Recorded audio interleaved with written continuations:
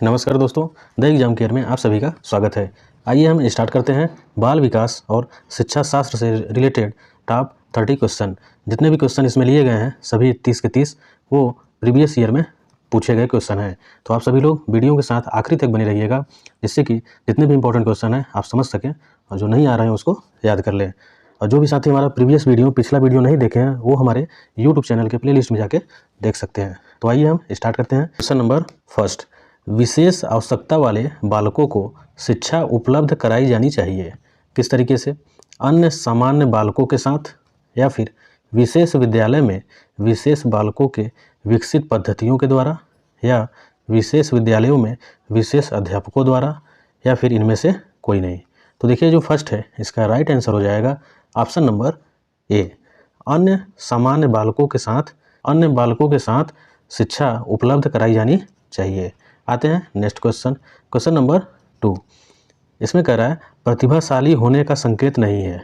तो जो प्रतिभाशाली है इसका संकेत क्या नहीं है?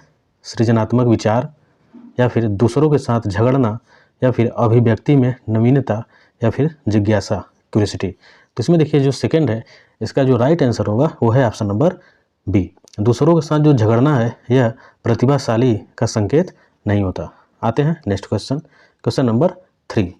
इसमें देखिए कह रहा है कक्षा 5 के न्यून दृष्टि वाले बालकों को, जो न्यून दृष्टि वाले बालक हैं इनको किस प्रकार से शिक्षा देनी चाहिए?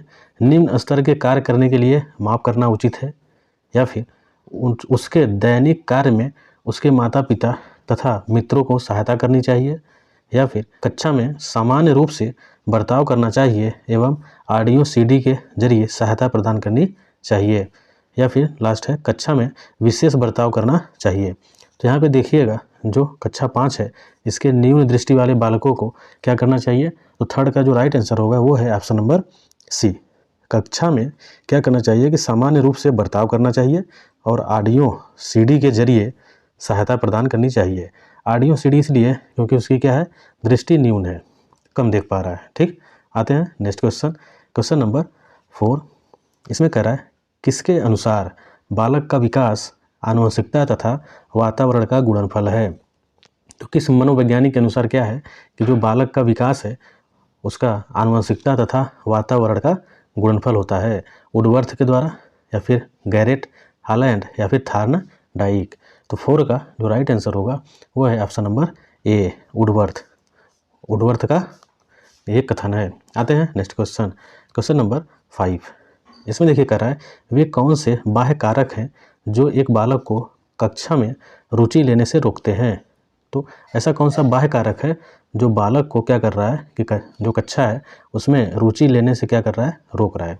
भावना और मनोभाव, या फिर जिसे जज्बात कहते हैं, या फिर संस्कृति और प्रशिक्षण, या बालक का दृष्टिकोण, या लक्ष्य और प्रायोजन। तो 5 का जो राइट आंसर होगा वो देखिए है ऑप्शन नंबर बी, संस्कृति और प्रशिक्षण। ये क्या करता है, रुचि लेने में रोकते हैं। आते हैं नेक्स्ट क्वेश्चन, क्वेश्चन नंबर 6। इसमें देखिए कह रहा है कि असंगठित घर से आने वाला बालक सबसे अधिक कटने का अनुभव करेगा। सबसे अधिक क्या करेगा, कटने का अनुभव करेगा। तो स्वयं पाठ को तैयार करने में, या फिर स्वतंत्र अध्ययन में, या रोजगार के संदर्भ में, या अभ्यास पुस्तिकाओं में। तो 6 का जो राइट आंसर है वो देखिए है ऑप्शन नंबर 6, ऑप्शन नंबर 6 का बी। यहाँ पे देखिएगा स्वतंत्र अध्ययन करने में क्या करेगा, वो कोताही बरतेगा या फिर कटने का अनुभव करेगा। आते हैं नेक्स्ट क्वेश्चन, क्वेश्चन नंबर 7। इसमें कह रहा है आप देखते हैं कि एक विद्यार्थी बुद्धिमान है, तो आप क्या करेंगे, उसे सभी छात्रों के साथ संतुष्ट करेंगे, या फिर उसे अतिरिक्त गृह कार्य नहीं देंगे, या वह जैसे अधिक प्रगति कर सकता है उसे वैसे ही अनुप्रेरित करेंगे, या फिर उसके अभिभावकों को सूचित करेंगे कि वह बुद्धिमान है। तो 7 का जो राइट आंसर होगा वो देखिए ऑप्शन नंबर सी, वह जैसे अधिक प्रगति कर सकता है उसे वैसे ही क्या करेंगे, अनुप्रेरित करेंगे। तो सी आंसर राइट है। आते हैं नेक्स्ट क्वेश्चन में, देखते हैं क्या है, क्वेश्चन नंबर 8। प्रतिभाशाली शिक्षार्थी को, तो जो प्रतिभाशाली शिक्षार्थी हैं इनको क्या करना है, अधिगम निर्योग नहीं कर सकते, या फिर ऐसे सहयोग की आवश्यकता होती है जो सामान्यतः विद्यालयों द्वारा उपलब्ध नहीं कराए जाते हैं, या फिर शिक्षक के बिना अपने अध्ययन को व्यवस्थित कर लेते हैं। या लास्ट है, अन्य शिक्षार्थियों के लिए अक्षय मॉडल बन सकते हैं। तो 8 का जो राइट आंसर है वो है ऑप्शन नंबर बी। ऐसे सहयोग की आवश्यकता होती है जो सामान्यतः विद्यालयों द्वारा उपलब्ध नहीं कराए जाते हैं। किसको? प्रतिभाशाली शिक्षार्थियों के लिए। आते हैं नेक्स्ट क्वेश्चन, क्वेश्चन नंबर 9। इसमें देखिए कह रहा है प्रतिभाशाली विद्यार्थी होते हैं। तो जो प्रतिभाशाली विद्यार्थी हैं वो क्या होते हैं? स्वभाव के अंतर्मुखी होते हैं, या अपनी आवश्यकताओं को दृढ़तापूर्वक कह नहीं पाते, या अपने निर्णयों में आत्मनिर्भर होते हैं, या फिर शिक्षकों से स्वतंत्र होते हैं। तो जो प्रतिभाशाली विद्यार्थी होते हैं वो देखिए 9 का जो राइट आंसर है वो है ऑप्शन नंबर सी। अपने निर्णयों में क्या होते हैं? आत्मनिर्भर होते हैं। तो सी आंसर यहाँ पे क्या हो जाएगा? राइट। आते हैं नेक्स्ट क्वेश्चन में, क्वेश्चन नंबर 10। अपराधी बालक, जो अपराधी बालक है कौन होते हैं? कैसे होते हैं? कौन? जो असामाजिक कार्य करते हैं, या फिर जो शिक्षक के लिए सरदर्द होते हैं, या जो कक्षा में अव्वल आते हैं, या जो समाज में रहना पसंद नहीं करते। तो जो अपराधी बालक होते हैं वो किस प्रकार से हैं? तो 10 का राइट आंसर है वो है ऑप्शन नंबर ए। जो असामाजिक कार्य करते हो उन्हें किस श्रेणी में रखा गया है? अपराधी बालक में। आते हैं नेक्स्ट क्वेश्चन, क्वेश्चन नंबर 11। इसमें देखिए क्या है, गतिक कौशलों में अधिगम निर्योग्यता क्या कहलाती है? तो जो गतिक कौशल है इसके अधिगम में निर्योग्यता क्या कहलाती है? डिस्फेजिया, डिस्प्रेक्सिया, या फिर डिसकैलकुलिया, या डिसलेक्सिया। तो इसमें देखिए जो 11 है इसका राइट आंसर होगा option number B, dyspraxia. Okay, आते हैं नेक्स्ट क्वेश्चन में, क्वेश्चन नंबर 12। इसमें देखिए कह रहा है अधिगम निर्योग्यता क्या है? समुचित निवेश के साथ सुधार योग्य नहीं होती, या फिर एक स्थिर अवस्था है, या एक चर अवस्था है, या जरूरी नहीं कि कार्य पद्धति की हानि करे। तो जो 12 है अधिगम निर्योग्यता, लर्निंग डिसेबिलिटी, ये किसमें है? तो 12 का राइट आंसर है सी, यह एक चर अवस्था होती है। ठीक, आते हैं नेक्स्ट क्वेश्चन, क्वेश्चन नंबर 13। जन्म के समय लगी चोट या भ्रूण क्षति की वजह से आई मानसिक मंदता क्या कहलाती है? तो जब बच्चों के जन्म के टाइम पे क्या है, चोट लग जाए या फिर भ्रूण की क्षति की वजह से जो आई मानसिक मंदता है वो क्या कहलाती है? जैविक मंदता, पारिवारिक मंदता, आकस्मिक मंदता, या फिर चिकित्सा मंदता। तो 13 का जो राइट आंसर है वह है ऑप्शन नंबर ए, जैविक मंदता कहलाती है। ठीक, आते हैं नेक्स्ट क्वेश्चन में, क्वेश्चन नंबर 14। इसमें कह रहा है निम्नलिखित में से सृजनशीलता का प्रमुख तत्व क्या नहीं है? ध्यान दीजिएगा, नहीं पे बात कर रहा है। किसका? सृजनशीलता का प्रमुख तत्व नहीं है क्या? मौलिकता, अनुशासन, धारा प्रवाहिता, या फिर लचीलापन। तो 14 का जो राइट आंसर है वो है ऑप्शन नंबर बी, अनुशासन। अनुशासन जो है सृजनशीलता का प्रमुख तत्व नहीं होता। आते हैं नेक्स्ट क्वेश्चन में, क्वेश्चन नंबर 15। इसमें देखिए कह रहा है कि श्रवण बाधित बच्चों को पढ़ाने के लिए क्या प्रयुक्त की जाती है? तो जो श्रवण बाधित, इसका मतलब है जिसको सुनाई नहीं दे रहा है ऐसे, या फिर सुनने में कठिनाई हो रही है, तो ऐसे बच्चों को पढ़ाने के लिए क्या प्रयुक्त की जाती है? ब्रेल लिपि, सांकेतिक भाषा, यंत्र, या फिर ये सभी। तो 15 का जो राइट आंसर है वो है ऑप्शन नंबर बी, सांकेतिक भाषा। ओके, सांकेतिक भाषा प्रयोग की जाती है। आते हैं नेक्स्ट क्वेश्चन में, क्वेश्चन नंबर 16। समन्वित शिक्षा, इंटीग्रेटेड एजुकेशन की सफलता निर्भर करती है। तो जो समन्वित शिक्षा है की सफलता किस पे निर्भर करती है? समुदाय के समर्थन पर, पाठ्य पुस्तकों की उत्कृष्टता पर, या फिर शिक्षण अधिगम वस्तु की गुणवत्ता पर, या शिक्षक में अभिवृत्तिगत परिवर्तन पर।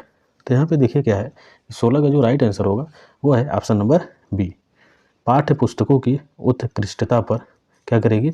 समन्वित शिक्षा की सफलता निर्भर करेगी। ठीक, बी आंसर राइट है। आते हैं नेक्स्ट क्वेश्चन, क्वेश्चन नंबर 17। इसमें देखिए कह रहा है मध्य बाल्यावस्था में भाषा अधिक है के बजाय।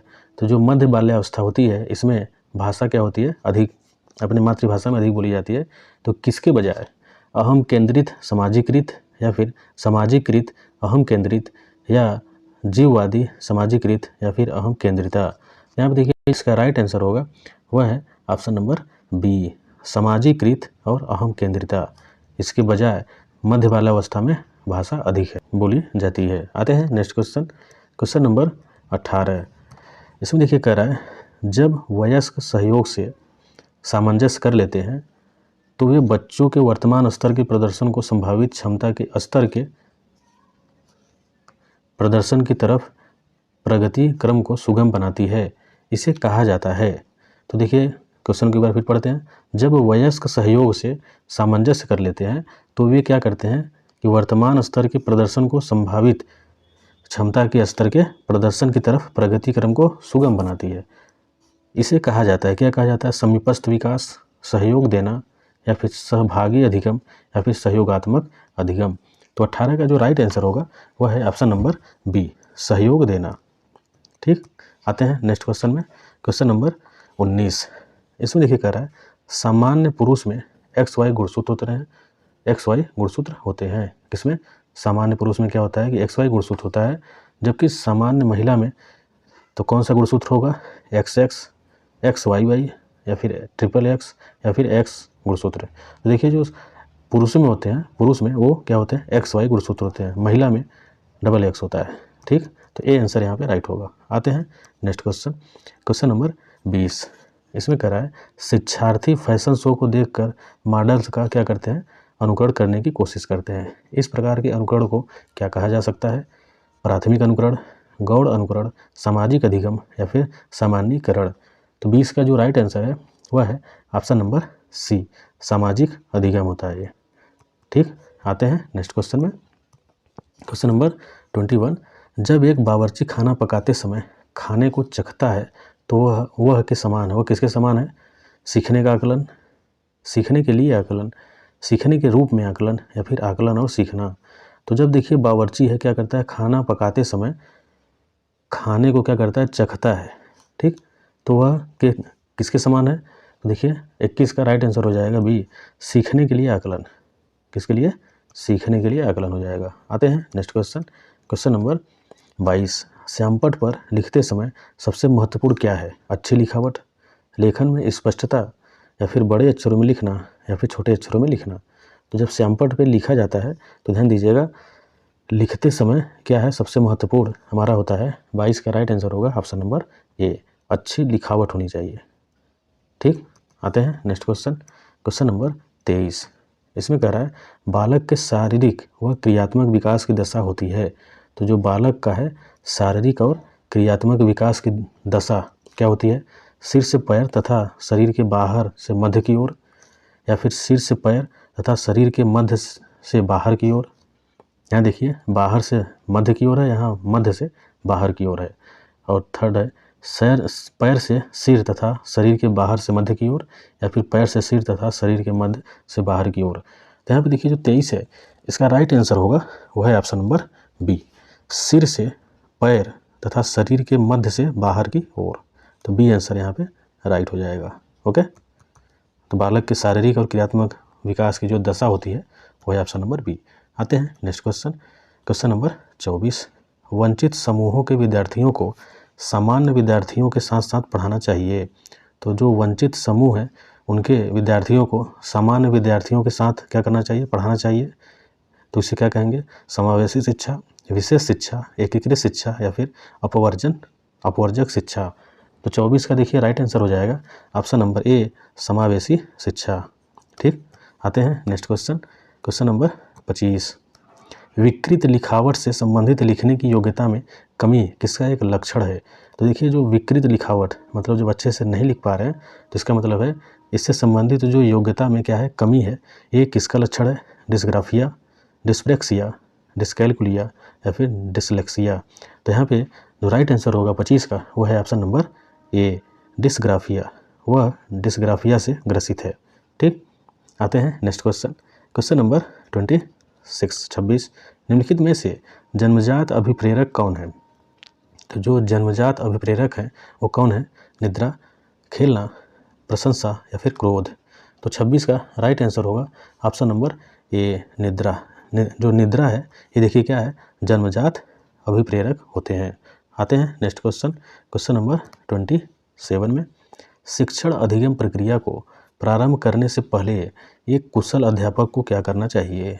जब शिक्षण अधिगम प्रक्रिया चल रही हो उसके प्रारंभ करने से पहले एक कुशल अध्यापक जो है, शिक्षक जो है, उसे क्या करना चाहिए?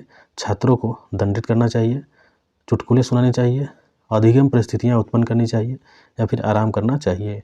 तो चारों ऑप्शन में देखिए सबसे सही जो लग रहा है वो है ऑप्शन नंबर सी, अधिगम परिस्थितियाँ उत्पन्न करनी चाहिए, न कि छात्रों को दंडित करना चाहिए, न ही चुटकुले सुनाना चाहिए और न ही आराम करना चाहिए। सी ऑप्शन सही है। आते हैं नेक्स्ट क्वेश्चन में। क्वेश्चन नंबर 28, निम्न में से कौन जन्मजात प्रेरक नहीं है?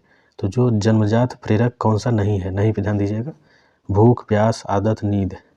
तो देखिए जो 28 है इसका राइट आंसर होगा ऑप्शन नंबर सी, आदत। आदत जो है यह जन्मजात नहीं होती, लेकिन भूख, प्यास और नींद यह जन्मजात प्रेरक होती है। ठीक, आते हैं नेक्स्ट क्वेश्चन। क्वेश्चन नंबर 29, तत्परता का नियम, लॉ ऑफ रीडिंगनेस, किसने दिया है? तो तत्परता का जो नियम है, लॉ ऑफ रीडिनेस, ये किसने दिया है? पावलोव ने, एबिंगहास ने, थॉर्नडाइक ने, स्किनर ने। तो देखिए जो तत्परता का नियम है ये दिए हैं, 29 का राइट आंसर होगा option number C, Thorndike. Thorndike ने तत्परता का नियम दिया हुआ है। आते हैं नेक्स्ट क्वेश्चन। क्वेश्चन नंबर 30, निम्न में से कौन सा व्यवहार भावनात्मक बाधा को प्रदर्शित नहीं करता? तो देखिए जो ऐसा कौन सा व्यवहार है जो कि भावनात्मक बाधा को प्रभावित नहीं करता? ध्यान दीजिएगा, नहीं पे नहीं करता। बाल अपराध, कमजोरों को डराने वाला, भगोड़ापन या फिर स्वालीनता। तो यहाँ पे जो 30 है इसका राइट आंसर हो जाएगा वह है ऑप्शन नंबर डी, स्वालीनता। ये जो स्वालीनता है यह भावनात्मक बाधा को प्रदर्शित नहीं करता है। तो दोस्तों यहाँ पे हमारा 30 क्वेश्चन का CDP का जो प्रैक्टिस सीरीज है वह समाप्त हो चुका है।